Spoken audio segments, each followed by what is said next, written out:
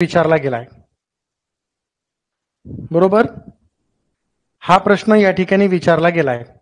कसं सोडवणार?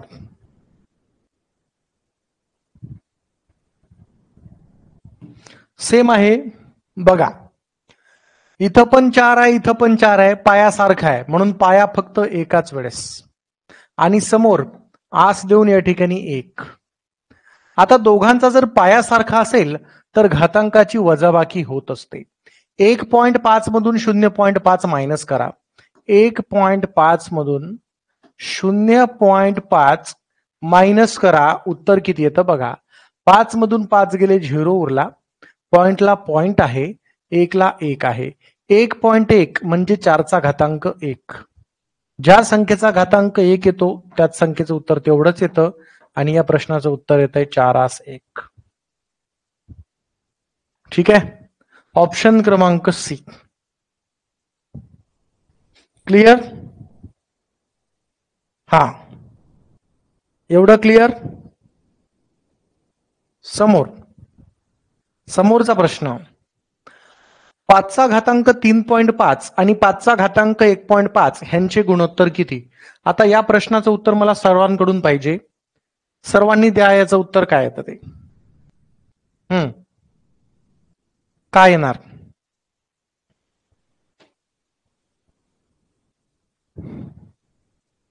काय येणार आन्सर? सांगता येईल?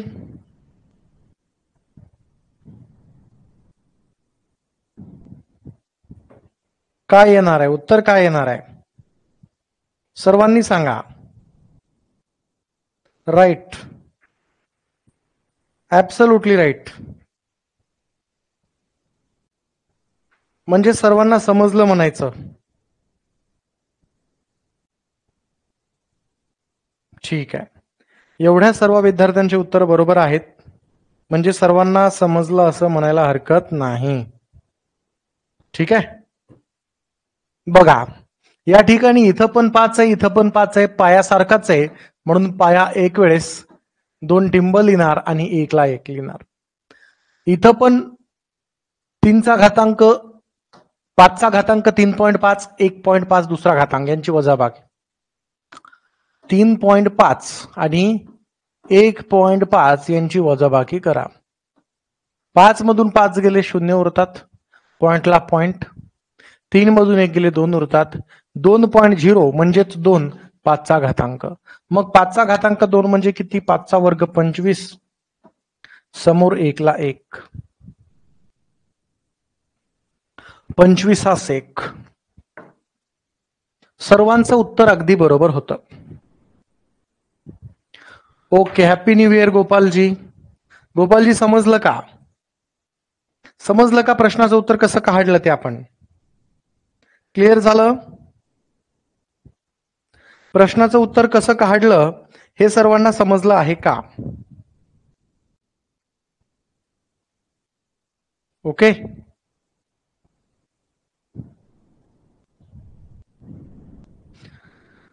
टाईप चेंज करू. बघा, 12 पेनींची किंमत 240 रुपये आहे, तर 15 पेनींची किंमत किती आहे हा प्रश्न आहे. कसं सोडवायचंय बघा, 12 पेनीची किंमत काय म्हटली? 240 येते, म्हणून या ठिकाणी लिहायचं 12 पेनी बरोबर किंमत 240 रुपये. तर 15 पेनीची किंमत काय येणार? आता या ठिकाणी या 12चे झाले 24, म्हणजे संख्या 2 पटीनं वाढली. समोरचा 0 कॅन्सल करून सरळ सरळ इथे लिहून घ्यायचा, 20 पटीनं संख्या वाढली. मग खालची संख्या ही तशीच होणार. अगोदर गुणाकारात 2, 15 दोने 30, इथे एक 0 आहे ना, तर इथे एक 0 म्हणजेच हा 0 इथे. आपलं उत्तर 300, ऑप्शन सी. क्लिअर?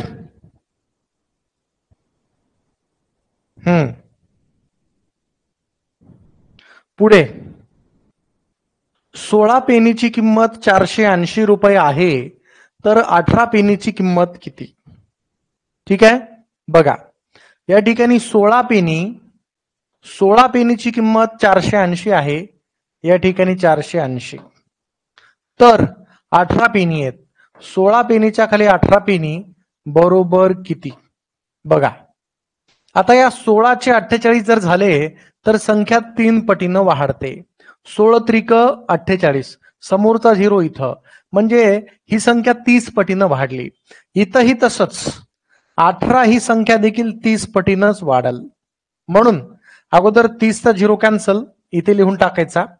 आता 18 गुणुले 3 केलं तर 18 त्रिक 54, 540. मग काय ते उत्तर? काय ते उत्तर? 800 रुपये. राईट, अगदी राईट, अगदी बरोबर. यस. बघा ज्यांना समजलं नाही ना त्यांनी लक्ष द्या. 14 पेनीची किंमत 560 रुपये आहे. या ठिकाणी 14 पेनी यांची किंमत 560 आहे, या ठिकाणी 560. आता 20 पेनीची किंमत किती म्हणतात? 14 पेनीच्या खाली 20 पेनी बरोबर किती किंमत? आता 14चे 56 झाले, ठीक आहे, संख्या वाढते 4 पटीनं. 14 चोक 56, समोरचा 0 कॅन्सल करून इथं, म्हणजे वरची संख्या 40 पटीनं वाढली, तर खालची संख्या देखील 40 पटीनंच वाढणार, म्हणून याला गुणुले 40 करणार. 20 वरचा 0 कॅन्सल, 40 वरचा 0 कॅन्सल, 2 0 इथं ठेवून द्या. आता 4 गुणुले 2, 4 दोन्ही 8. आता तरी मला वाटतंय की असं कोणी नाही आहे की कोणाला समजलं नाही. अजून कोणी आहे का ज्याला समजलं नाही? आता असं कोणी आहे का ज्याला समजलेलं नाही? आहे कोणी?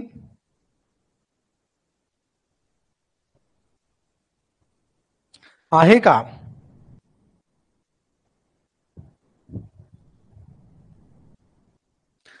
असं कोणी आहे का ज्याला समजलं नाही? आहे का कोणी?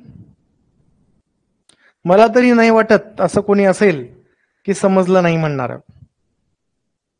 ठीक आहे, आता थोडस अवघड प्रश्न मी या ठिकाणी घेतोय बरं का. ओके ईश्वर चव्हाणजी, समजलं ना? ठीक आहे, घ्या समोरचा प्रश्न. काय म्हणतोय पहा. टाईप 30 मध्ये थोडे लाईट ऑफ करू का? हा आता दिसतोय? दिसतोय आता? ठीक आहे.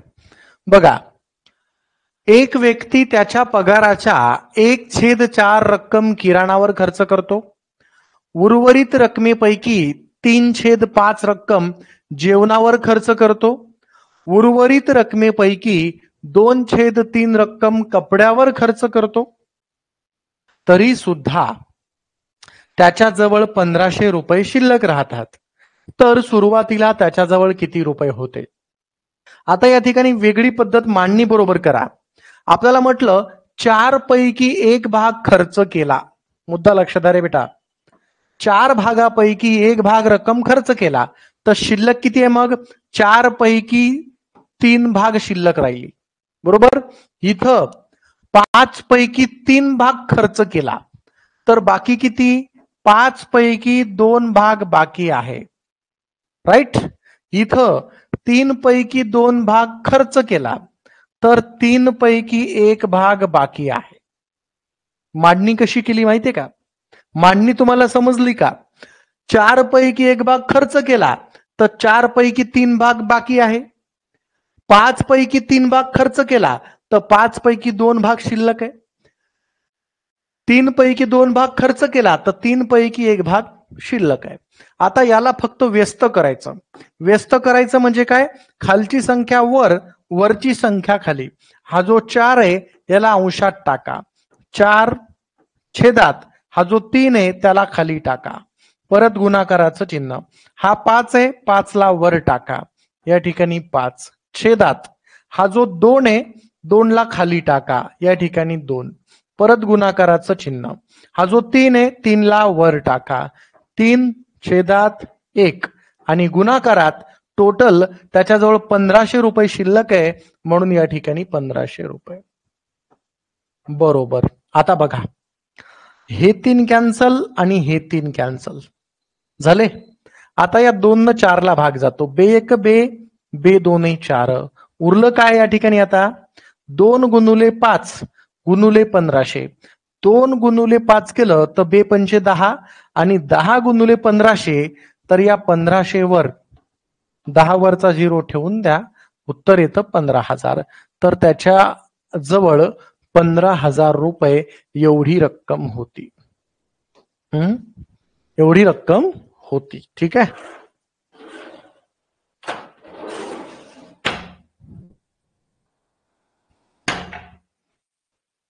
एवढं समजलं असेल. पुढचं गणित ज्यांना समजलं नाही ना, त्यांना पुढचं गणित समजेल नक्कीच. अगोदर सगळ्यांनी लक्ष इकडे देणं गरजेचं आहे. ठीक आहे. आणि असे प्रश्न पेपरला हमखास विचारले जातात, हा मुद्दा लक्षात ठेवायचा आहे. आपल्याला म्हटलं एक व्यक्ती त्याच्या पगाराच्या 2/5 रक्कम इतर खर्च करतो. उर्वरित रकमेपैकी 1/2 रक्कम जेवणावर खर्च करतो. उर्वरित रकमेपैकी 1/3 रक्कम कपड्यावर खर्च करतो. तरी सुद्धा त्याच्याजवळ 1200 रुपये शिल्लक राहतात. तर सुरुवातीला त्याच्याजवळ किती रुपये होते, हा प्रश्न विचारला आहे. मग सुरुवातीला 5 पैकी 2 भाग खर्च केला तर राहिले किती? 5 पैकी 3 भाग शिल्लक आहे. नंतर म्हणतात 2 पैकी 1 भाग खर्च केला तर 2 पैकी 1 भाग शिल्लक आहे. 3 पैकी 1 भाग खर्च केला तर 3 पैकी 2 भाग शिल्लक आहे. आता यांना व्यस्त करायचं. छेदातली संख्या अंशात, 5/3 गुणाकारात, छेदातली संख्या अंशात 2/1 गुणाकारात, 3 ला वर टाका, 3/2 आणि गुणाकारात एकूण 1200 रुपये शिल्लक आहे. तर या ठिकाणी टोटल 1200 रुपये. बरोबर. आता बघा काय होणार. हे 3 कॅन्सल, हे 3 कॅन्सल, हे 2 कॅन्सल, हे 2 कॅन्सल. 5 गुणाकारात 1200. या 5 न 1200 वरील 2 शून्याला जर गुणलं तर या ठिकाणी 2 शून्य. या 5 न जर 12 ला गुणलं तर 12×5 = 60. उत्तर येते 6000 रुपये. ऑप्शन क्रमांक डी. ठीक आहे. हे झालं आपल्या प्रश्नाचं उत्तर. समजलं का रे बेटा? कमेंट ऑन करतो मी. समजलं का सांगा. समजलं का? समजलं? समजलं की नाही?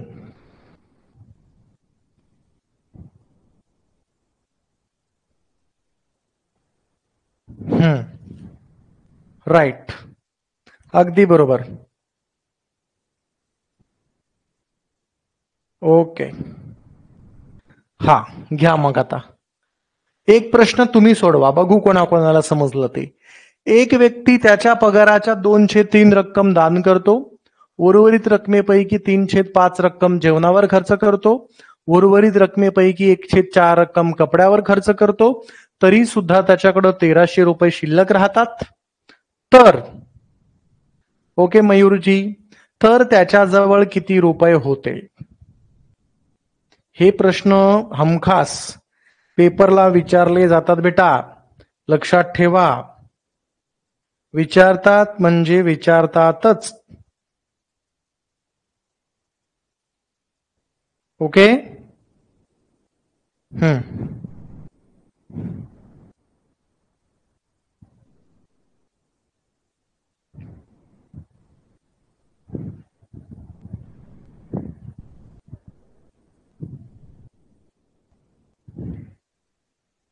ओके.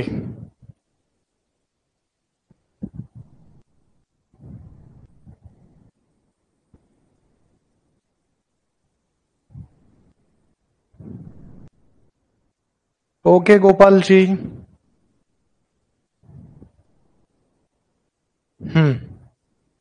Okay okay. सांगू मग आता सॉल्व करून? सांगू? ठीक आहे, बघा थोडी कमेंट ऑफ करतो, ज्यांना समजलं नाही त्यांना समजेल. लक्ष द्या बेटा. सुरुवातीला 3 पैकी 2 भाग खर्च केला तर 3 पैकी 1 भाग शिल्लक आहे. इथे 5 पैकी 3 भाग खर्च केला तर या ठिकाणी 5 पैकी 2 भाग शिल्लक आहे. इथं 4 पैकी 1 भाग खर्च केला तर 4 पैकी 3 भाग शिल्लक आहे. आता यांना फक्त व्यस्त करा. छेदातली संख्या अंशात टाका, ते होईल 3/1. आता गुणाकाराचं चिन्ह द्या. छेदातली संख्या अंशात टाका, ते होईल 5/2. गुणाकारात परत छेदातली संख्या अंशात, ते होईल 4/3. आणि गुणाकारात एकूण 1300 रुपये शिल्लक आहेत. या ठिकाणी 1300 रुपये बरोबर. आता बघा या ठिकाणी पहा, हे 3 कॅन्सल, हे 3 कॅन्सल, या 2 न 4 ला भाग जातो. बे 1 बे, बे 2 4. आता उरलं काय?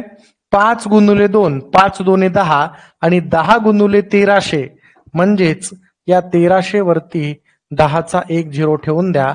13,000 रुपये आपलं उत्तर येते, ऑप्शन बी. हे प्रश्न पेपरला हमखास विचारतात बेटा, त्यासाठी लक्ष असू द्या. हे प्रश्न खूप महत्वाचे आहेत. ठीक आहे, या ठिकाणी मी आता प्रश्न करतोय चेंज. 91 नंबरचा प्रश्न तुमच्या स्क्रीनवर आहे, सर्वांनी लक्ष द्या. हा बघा, आता या ठिकाणी काय म्हणतोय, टाईप 31.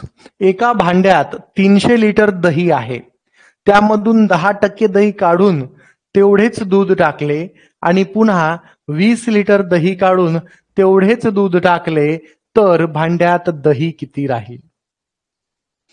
कोणाकोणाला सोडवता येतं बरं? फक्त सांगा.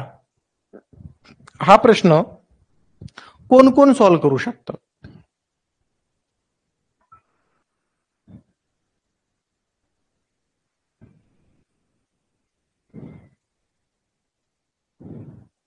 कोण कोण सॉल्व्ह करू शकतं?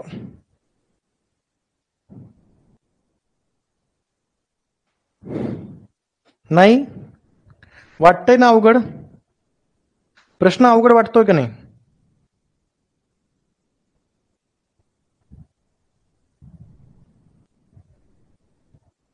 नाही जमणार? सांगू सांगू याचं उत्तर?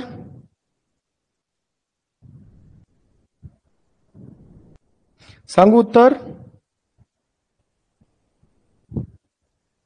ठीक आहे, बघा याचं उत्तर सांगतो बेटा, लक्ष द्या. सोपं गणित आहे, सोपं गणित आहे, बिलकुल अवघड नाही. सुरुवातीचं दही किती आहे बेटा?